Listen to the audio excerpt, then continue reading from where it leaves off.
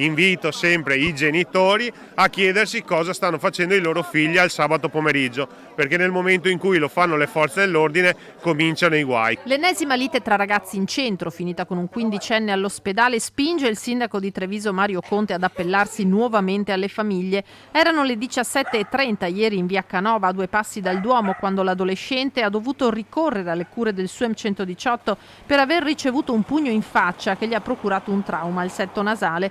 Ad aggredirlo, stando ai testimoni, 2 coetanei che si sono dileguati prima dell'arrivo dei carabinieri, che stanno ora cercando di identificarli. Un caso simile a quello accaduto la sera prima a Vittorio Veneto, dove ad avere la peggio è stato un 18enne. Per Conte non è però il caso di parlare di Treviso violenta.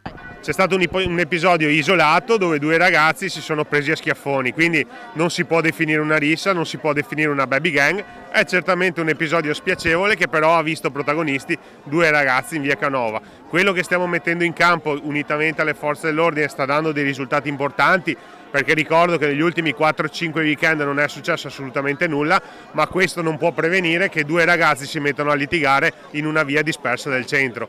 Il sindaco torna però a chiedere la collaborazione delle famiglie per cercare di evitare anche fatti come questi. L'appello che faccio ai genitori che guardano questo servizio è: ponetevi la domanda se tra quei ragazzi che al sabato pomeriggio vanno nelle varie città a far casino c'è anche vostro figlio. Se vi ponete questa domanda, certamente aiutate le istituzioni, ma soprattutto aiutate i vostri figli.